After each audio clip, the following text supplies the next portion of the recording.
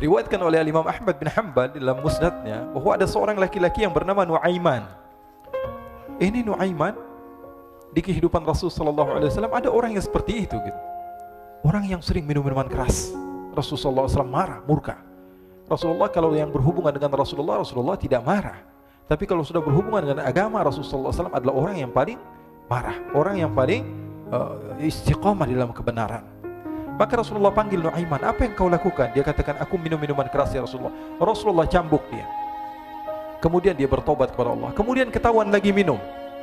Kemudian dicambuk lagi oleh Rasulullah SAW, sehingga sebagian sahabat memukul dia dengan pukulan yang banyak. Sehingga apa yang berlaku? Sebagian sahabat mengatakan, la'natullahi ala Nuaiman. Semoga Allah melaknat Nuaiman. Dia mempermainkan Rasulullah. Dia bilang sudah mau taubat tapi minum lagi. Dia bilang sudah mau taubat tapi minum lagi. Maka Rasulullah SAW mengatakan, la tal'anuh fa innahu yuhibbullah wa rasulah. Kata Rasulullah, jangan kamu laknat Nuaiman, karena dia itu cinta sama Allah, cinta sama Rasulnya. Dalam riwayat dia dicintai Allah dan dicintai oleh Rasulnya Muhammad sallallahu alaihi wasallam. Ibn Majah menceritakan bahwa Nuaiman ini pernah suatu waktu diajak oleh Sayyidina Abu Bakar pergi ke negeri Syam. Negeri Syam itu di mana? Seperti yang diceritakan tadi, antara daerah Suriah, Lebanon, Yordania, kemudian Palestina. Daerah seperti itu. Umumnya orang Quraisy pada masa itu mereka memiliki rihlah berdagang, membeli dagangan ke Syam, kemudian dijual lagi di kota Makkah. Ketika itu Rasulullah SAW didatangi Abu Bakar. Sayyidina Abu Bakar mengatakan kepada Rasulullah, ya Rasulullah, saya mau izin ya Rasulullah. Mau apa? Saya mau ajak dua sahabat kamu ini ikut berdagang ya Rasulullah. Siapa? Kata Rasul? Nuaiman. Kata Rasulullah SAW, Nuaiman kamu mau ajak? Mau ngapain? Biar seru-seruan aja ya Rasulullah. Kata Rasulullah, ya sudah, saya izinkan kamu bawa Nuaiman. Ketika itu Sayyidina Abu Bakar membawa Nuaiman sama satu sahabat namanya Suwaibid ibn Harmalah.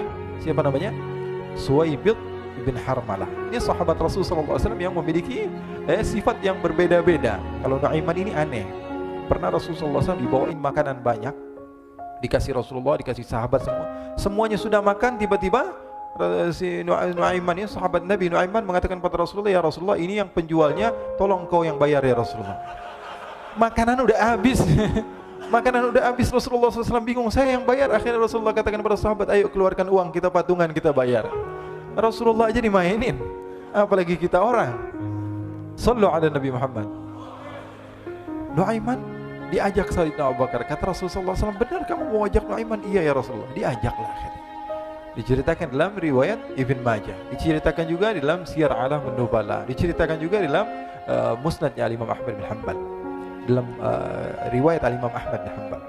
Maka diceritakan Nuaiman diajak oleh Sayyidina Abu Bakar. Sesampainya di negeri Syam, semua dibagi tugas. Fulan bin Fulan kerjaannya ini, Fulan bin Fulan kerjaannya ini, semua memiliki kerjaan. Nuaiman tanya, wahai Abu Bakar, kerjaannya saya apa wahai Abu Bakar? Kata Sayyidina Abu Bakar, kamu mau ngapain terserah kamu wahai Nabi. Yang penting kamu ikut saya kan. Kemudian satu di antara mereka namanya Suwaibid ibn Harmalah ditanya oleh Sayyidina Abu Bakar, wahai Suwaibid, kamu mau kerjaan apa? Kata Suwaibid, terserah kamu wahai Abu Bakar. Kata Sayyidina Abu Bakar, kamu menjaga makanan, karena saya tahu kamu ini adalah orang yang senantiasa menjaga amanah. Suwaibid ini kalau disuruh maju dia maju, disuruh mundur dia mundur, disuruh ke kanan dia ke kanan, disuruh ke kiri dia ke kiri. Orang yang ikut aja. Kalau Nuaiman beda, disuruh maju dia ke belakang, kasih sen kanan ke kiri belok. Nuaiman itu orang yang berbeda. Maka Suwaibid mendapatkan tugas, semua mendapatkan tugas kecuali Nuaiman. Sehingga ikhwani, apa yang berlaku, apa yang terjadi? Sayyidina Abu Bakar pergi sibuk dengan kesibukannya, sehingga datanglah waktu siang. Nuaiman sudah lapar. Nuaiman cari makanan. Dia nggak punya uang, diajak Sayyidina Abu Bakar tapi tidak diberikan uang. Sehingga dia cari-cari makanan. Dia tahu Suwaibid yang jaga makanan, dikatakan, wahai Suwaibid, saya mau makan, berikan kepada saya satu roti saja. Yang terpenting apa? Saya makan sekarang, saya sudah lapar. Kata Suwaibid, ya Allah Nuaiman, kita tunggu Abu Bakar saja sehingga dia datang, karena ini amanat. Amanat dari Abu Bakar, saya tidak boleh berikan kepada siapapun kecuali atas izin Abu Bakar. Kata Nuaiman, kasih saya makanan, kalau tidak saya bikin masalah sama kamu. Merah wajahnya Suwaibid, karena dia tahu, jangankan saya, Rasulullah aja dimainin. Bingung, apa yang harus saya lakukan? Akhirnya Nuaiman bilang, gampangannya aja, kata Nuaiman, kamu kasih saya makanan atau kalau tidak saya bikin masalah sama kamu. Bingung Suhaib pikir panjang. Setelah itu dia katakan, ya sudah Nuaiman, saya tetap mau jaga amanah Abu Bakar karena saya takut ini adalah perintahnya Allah, perintahnya Rasulullah sallallahu alaihi wasallam, dan perintah daripada Abu Bakar sahabatnya Nabi. Kata Nuaiman, kalau memang begitu kamu maunya, ya sudah, berarti kamu ngajakin berantem sama saya. Nuaiman pergi ke pasar. Dia cari-cari tempat penjualan hamba sahaya. Dia lihat-lihat beberapa hamba sahaya. Ini berapa harganya? Ini katanya 10 qalanis. Ini berapa? Ini harganya hitungan orang zaman dahulu. Kita sih hitung seperti dirham, berapa ratus dirham gitu. 200 dirham. Yang ini berapa? 300 dirham. Yang ini berapa harga hamba sahaya? 300 dirham. Harganya antara 300, 200 sampai 100. Kemudian Nuaiman mengatakan kepada penjual hamba sahaya tersebut, saya punya juga hamba sahaya, tapi saya jual cuma 20 dirham saja, murah. Katanya, apa benar ada hamba saya harganya segitu? Iya, karena dia punya aib, ada kekurangan. Apa? Nanti kalau kalian tangkap, dia bakalan teriak, saya ini bukan hamba sahaya tapi orang merdeka. Akhirnya semua orang berkumpul mau beli. Ini Nuaiman sama Nuaiman diajak ke Suhaib bin Harmalah tadi. Kata Nuaiman, itu ada orang yang berdiri sedang menjaga makanan, itu hamba saya, tangkap saja. Oh baik. Diberikan uang 20 dirham, dimasukkan oleh Nuaiman ke kantongnya, kemudian Suhaib ditangkap. Ketika ditangkap, Suhaib teriak, saya bukan hamba saya orang merdeka. Maka orang-orang tersebut mengatakan, saya sudah tahu kekurangan kamu. Ini memang kekurangan kamu, memang kamu, tapi saya tidak perlu dengan bacot kamu, yang penting kerjanya kamu gitu. Ya kan hamba saya untuk apa? Untuk kerja. Mau dia ngomong apa, mau ngomel terserah, yang penting dia mau kerja. Akhirnya ditangkaplah Suhaib dan dijual di pasar. Nuaiman punya uang banyak ini. Dia beli makanan, dia beli minuman, dia beli hadiah buat Rasulullah. Dia beli macam-macam di negeri Syam ini. Waktu itu adalah superpower, adidaya Romawi. Pada masa itu semua barang mahal, tapi Nuaiman banyak uangnya. Dia belanja ini, belanja itu, sehingga Sayyidina Abu Bakar pun pulang. Ketika Sayyidina Abu Bakar pulang, Sayyidina Abu Bakar cari, mana ini Suhaib? Kita semua sudah lapar. Kata Nuaiman dengan mudahnya dia mengatakan, sudah saya jual wahai Abu Bakar. Maka Sayyidina Abu Bakar bertanya, apa yang kau lakukan wahai Nuaiman? Diceritakan oleh Nuaiman dengan jujur. Nuaiman ini orangnya apa adanya, tapi nyusahin. Saya jual. Akhirnya dibawa oleh Nuaiman, Sayyidina Abu Bakar pergi ke mana? Ke pasar, lalu dibeli lagi oleh Sayyidina Abu Bakar As-Siddiq Suhaib yang tadinya orang merdeka menjadi hamba sahaya sebentar, kemudian dibeli lagi oleh Sayyidina Abu Bakar. Pulang ke Madinah, kisah ini diceritakan di hadapan Rasulullah SAW. Maka perawi mengatakan, fadhahikan nabiyyu hatta badat nawajidhuhu. Ketika diceritakan kisah Nuaiman tersebut dengan Suhaib, Rasulullah tertawa sejadi-jadinya sehingga gigi geraham Rasulullah SAW nampak di wajah mata para sahabat. Sehingga perawi lain mengatakan, 1 tahun berlalu Rasulullah setiap ada tamu yang datang pada Rasulullah akan ceritakan kisah Nuaiman menjual Suhaib tersebut. Jadi ada ikhwani, jangan kalian kira Rasulullah SAW itu hidup di satu masa sahabat-sahabatnya itu seperti ustadz-ustadz yang khusyuk, yang kayak Habib bin Anis ini banyak. Bahkan ikhwani, mungkin di akhir karena masa yang sudah habis, pernah suatu waktu Rasulullah SAW didatangi asyraf, delegasi dari beberapa negara yang ingin mengenal apa itu agama Islam.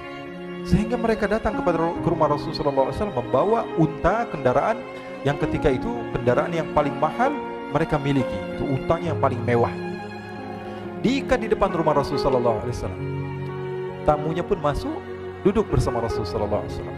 Di depan rumah Rasulullah SAW ada beberapa sahabat. Ada Sayyiduna Hamzah, kalian tahu Sayyidina Hamzah adalah orang yang pemberani.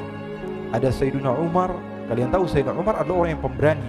Ada Sayyiduna Ali bin Abi Thalib, ada Sayyiduna Sa'ad bin Abi Waqqas. 4 sahabat ini lagi nongkrong gitu depan rumahnya Rasulullah SAW, berjaga sebelum Allah Subhanahu wa taala turunkan ayat wallahu ya'simuka minan nas. Ketika mereka sedang asyik duduk, tiba-tiba Nuaiman datang. Ini Nuaiman kalau datang pasti bikin sesuatu yang aneh. Bahkan dikatakan tidaklah Rasulullah SAW dalam keadaan bersedih, kecuali Nuaiman datang Rasulullah akan tersenyum. Jadi sebagian sahabat itu senang kalau sudah Nuaiman datang, pasti Rasulullah bahagia. Tapi ketika itu Nuaiman datang, ingin duduk bareng-bareng Sayyidina Hamzah. Sayyidina Hamzah katakan kepada Nuaiman, bercanda begitu. Nuaiman, kamu lihat unta orang datang dari luar Arab ini. Lihat, kata Nuaiman, ini besar banget ini, badannya besar gitu. Dagingnya pasti banyak. Iya, ini kalau kita sate enak nih ntar malam. Kata Nuaiman. Kata Sayyidina Hamzah, apakah kamu berani? Kata Nuaiman, saya berani aja asal kalian gak bilang sama Rasulullah. Kata Sayyidina Hamzah, benar wahai Nuaiman, benar kan? Akhirnya Sayyidina Hamzah lupa masalah itu, cuma bercanda saja. Sayyidina Hamzah lagi asik sama Sayyidina Umar, Sayyidina Ali. Tiba-tiba ternyata ketika dia melihat unta tersebut sudah pisah antara kepala sama badannya. Nuaiman mengatakan, wahai Hamzah, ini unta saya sudah potong, saya mau pergi sebentar. Kalau Rasulullah cari saya, tolong jangan beritahu di mana saya. Nanti kalau keadaan sudah aman, mari kita nyate bareng-bareng. Ini ada yang seperti itu di zaman Rasulullah SAW. Maka dia pun berlari mencari satu tempat supaya Rasulullah SAW dia selamat daripada Rasulullah SAW. Sehingga Sayyidina Hamzah bingung, ini kalau Rasulullah keluar gimana? Ada Hamzah Asadullah, ada Ali bin Abi Thalib, ada Umar, gak bisa jaga kendaraannya, tamunya Rasulullah Sallallahu Alaihi Wasallam. Akhirnya benar apa yang terjadi, ikhwani. Rasul Sallallahu Alaihi Wasallam tamunya mau pulang. Ketika dia buka pintu tamu, melihat apa? Untanya sudah begitu. Mereka teriak, wa naqatah, unta kami wahai Muhammad. Baru mau kenal Islam, unta kami, kendaraan kami sudah dibuang. Rasulullah SAW lihat Sayyidina Hamzah, lihat Sayyidina Ali. Mereka gak bisa ngomong, mereka hanya bilang apa? Nuaiman ya Rasulullah. Rasulullah perintahkan Sayyidina Umar, wahai Umar, sekarang kamu ambil uang, kemudian kamu gantikan, kemudian kamu berikan 2 kali lipat daripada harta unta ini, sehingga apa? Agama Islam tidak didengar dengan sesuatu yang tidak baik di luar sana. Akhirnya diberikan harta, diberikan unta yang baru dan diberikan harta yang lebih untuk orang tersebut, sehingga orang tersebut tidak menjelek-jelekkan agama Islam. Kata Rasulullah SAW, dan sekarang waktunya kita balas dendam sama Nuaiman. Nuaiman ternyata berlari tempat yang jauh sampai hampir keluar dari kota Madinah. Dia dapatkan seorang sahabat Nabi yang hadir juga dalam peperangan Badar, namanya Al-Miqdad bin Al-Aswad. Siapa namanya? Al-Miqdad bin Al-Aswad ketika itu sedang menggali sumur. Ketika sedang menggali sumur, Nuaiman datang. Nuaiman katakan kepada Miqdad, wahai Miqdad, wahai sahabat Rasul, kamu orang yang hadir dalam peperangan Badar, kamu adalah orang yang hebat. Dipuji-puji sama Nuaiman. Ada maunya ini.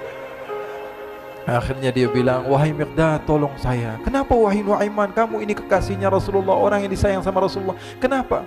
Saya ini sedang dikejar-kejar orang jahat. Tolong selamatkan saya pengen masuk ke dalam sumur, boleh atau tidak? Kata Miqdad, siapa yang mengejar kamu? Pokoknya saya dikejar sama orang-orang. Kamu mau atau tidak selamatkan saya? Ya sudah, selagi kamu itu adalah sahabat Nabi, silahkan kamu masuk. Masuk akhirnya Nuaiman ke dalam sumur tersebut. Lalu Nuaiman mengatakan, wahai Miqdad, dia keluar lagi. Nanti kalau ada yang cari saya, tolong jangan beritahu saya di dalam sumur ya. Kata Miqdad, baiklah. Kata Nuaiman, siapapun yang bertanya tentang saya, kamu tidak akan kasih tahu? Iya, kata. Walaupun Rasulullah yang tanya saya? Katanya, enggak mungkin Rasulullah datang ke tempat sejauh ini. Iya, walaupun Rasulullah. Akhirnya masuk Nuaiman. Setelah beberapa menit, Rasulullah dan rombongan benar datang. Miqdad bingung ini. Ini kenapa Rasulullah datang ke RW kami ini? Ada apa ini Rasulullah sampai sejauh ini? Ditanya, ya Rasulullah, ada apa ya Rasulullah? Kata Rasulullah, saya cari Nuaiman. Di mana Nuaiman? Innalillah, kata Miqdad. Enggak dijawab ini Rasulullah. Kalau dijawab saya ingkar janji. Akhirnya apa dia katakan? Wahai Rasulullah, mata saya tidak memandang kepada Nuaiman, tapi tangannya nunjuk ke dalam sumur. Sahabat. Apa dia bilang? Mata saya tidak melihat kepada Nuaiman, tapi tangannya nunjuk ke sumur. Akhirnya dibuka sama Rasulullah, Nuaiman muncul. Kata Rasulullah, Nuaiman, kamu bikin malu saya, wahai Nuaiman.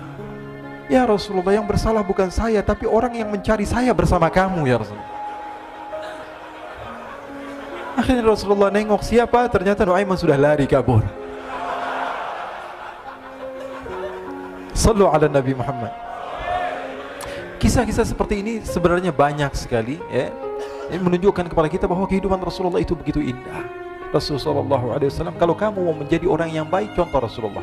Mau menjadi bapak yang baik, contoh Rasulullah. Mau menjadi pemimpin peperangan yang baik, Rasulullah. Mau menjadi murid yang terbaik, contoh Rasulullah. Bagaimana akhlak Rasulullah. Mau menjadi suami yang baik, contoh Rasulullah. Dalam segala hal, apapun itu, Rasulullah SAW adalah makhluk yang paling terbaik.